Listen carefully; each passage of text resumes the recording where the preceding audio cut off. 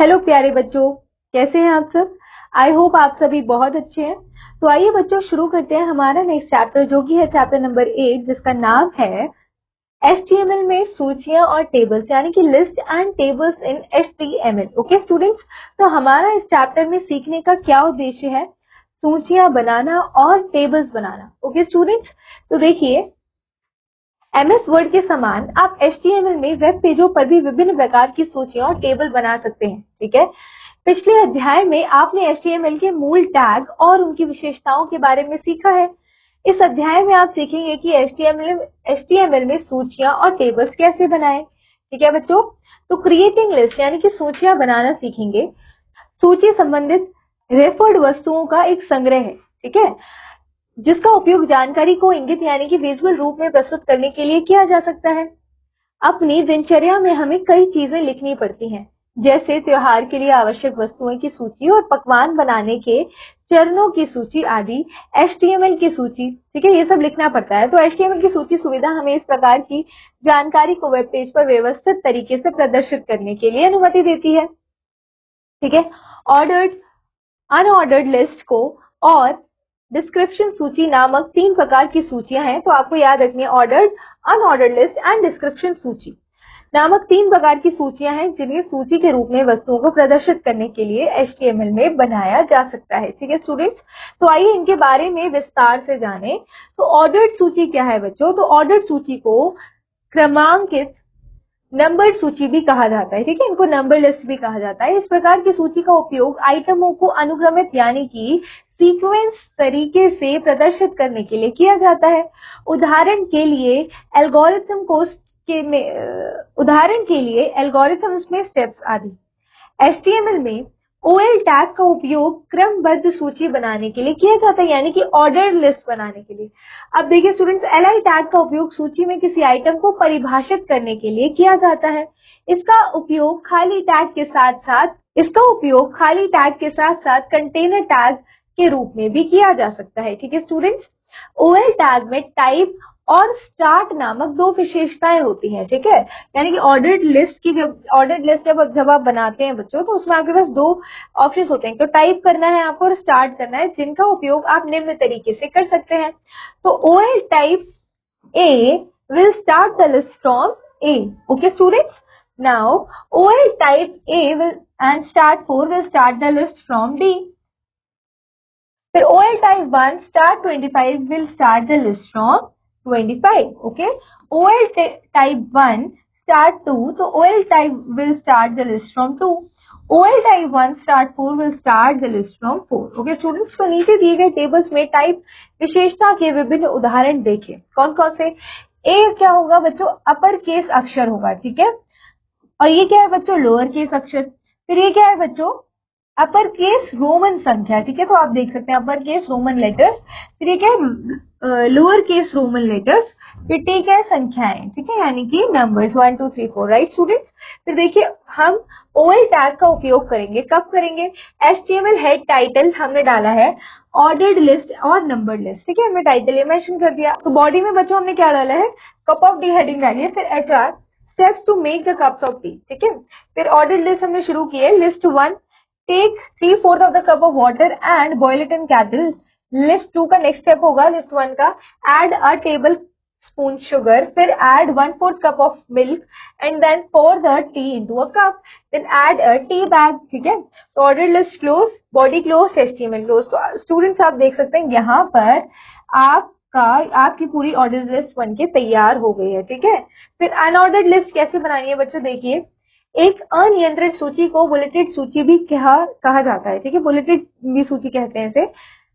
इस प्रकार की सूची का उपयोग आमतौर पर यादृच्छिक यानी कि रैंडम वस्तुओं को प्रदर्शित करने के लिए किया जाता है, जिन्हें कभी भी क्रमबद्ध तरीके से लिखने की आवश्यकता नहीं होती है। UL मतलब होता है, UL टैग का उपयोग एक अनऑर्डर्ड सूची को परिभाषित करने के लिए किया जाता है। ठीक है, जब भी आपको डिफाइन करना होगा तो UL डालेंगे, और UL टैग में केवल टाइप विशेषता है जो बुलेटेड स्टाइल में प्रकार यानी टाइप का वर्णन करती है, जो सूची आइटम के साथ दिखाई देगी।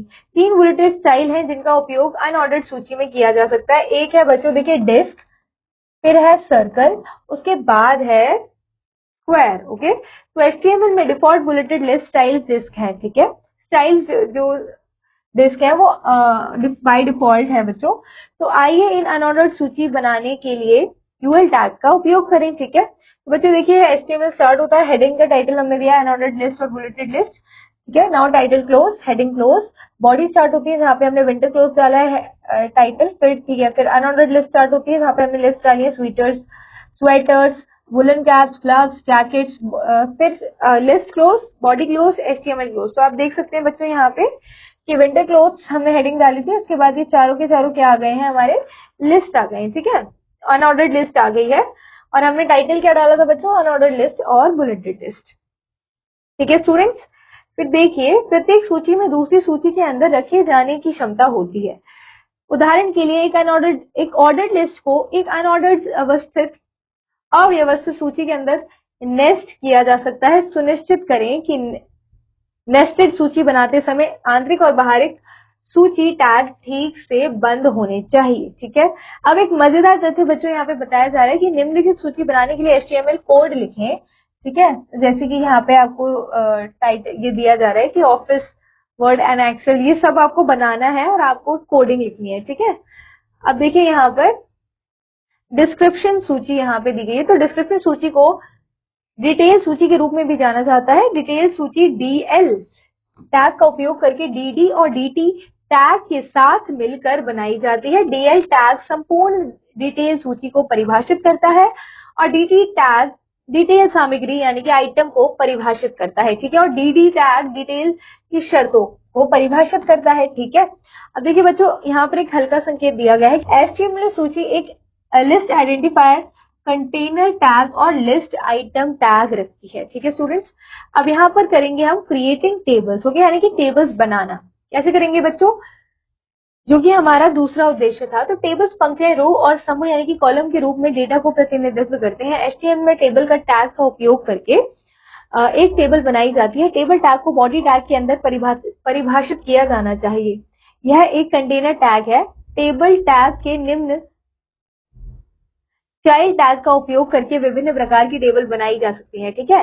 तो TR मतलब क्या हो गया बच्चों, इस टैग का उपयोग टेबल डेटा को परिभाषित करने के लिए किया जाता है। TD देखो, TR तो हो गया परिभाषित करने के लिए, और TD इस टैग का उपयोग सेल में डेटा को परिभाषित करने के लिए किया जाता है।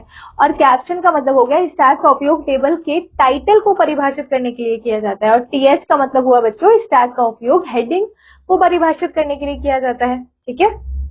देखिए टेबल बनाने में निम्न प्रॉपर्टीज का भी उपयोग किया जाता है। कौन कौन सी बच्चों, सबसे पहले लिमिटेड प्रॉपर्टी का उपयोग करना, फिर बॉर्डर कलर प्रॉपर्टी का उपयोग करना, वीडियो एट्रीब्यूट प्रॉपर्टी का उपयोग करना, उसके बाद बैकग्राउंड कलर प्रॉपर्टी का उपयोग करना, फिर आता है बच्चों बॉर्डर स्टाइल प्रॉपर्टी का उपयोग करना, फिर बॉर्डर स्पेसिंग प्रॉपर्टी का उपयोग करना, ठीक है, फिर पेंडिंग प्रॉपर्टी का उपयोग करना, उसके बाद कलर प्रॉपर्टी का उपयोग करना, ठीक है। फिर देखिए बच्चों TD tag, the TD tag table data के लिए है, ठीक है। इसका उपयोग टेबल सेल में डेटा भरने के लिए किया जाता है, ठीक है। जैसे कि यहाँ पे टेबल सेल में डेटा फील्ड है। श्रेणी हो गया खेल और मार्शल आर्ट्स। तो खेल कौन से हो गए, बैडमिंटन, फुटबॉल और बास्केटबॉल। मार्शल आर्ट्स में क्या आ गए बच्चों, जूडो एंड कराटे, ठीक है। TR टैग क्या होता है, देखो TR का मतलब टेबल पंक्ति रो है, जिसका उपयोग पंक्ति रो शुरू करना और TR क्लोज मतलब समाप्त होने के लिए किया जाता है, ठीक है। उदाहरण के लिए देखिए ये टेबल देखो बच्चों, टेबल शुरू करने के लिए हम TR टैग का प्रयोग करेंगे और समाप्त करने के लिए TR क्लोज, ओके। देखो ये छात्र टेबल बच्चों जो यहाँ पे लिखा हुआ है, ये टाइटल है, कैप्शन का उपयोग करके डाला जा सकता है, और रोल नंबर, नाम, ग्रेड और लिंक टेबल की हेडिंग है, ठीक है। ये सब टेबल्स की हेडिंग है, ओके। नाउ जिन्हें TH टैग का उपयोग करके बनाया जा सकता है, ठीक है स्टूडेंट्स। तो यहाँ पर ये पार्ट समाप्त होता है। तो बच्चों हम मिलते हैं अगले चैप्टर में अगले पार्ट के साथ। तब तक students you have to keep revising. उससे पहले बच्चों इस पार्ट में आए कुछ बिंदुओं को देखते हैं। सूची संबंधित रेफर्ड वस्तुओं का संग्रह है।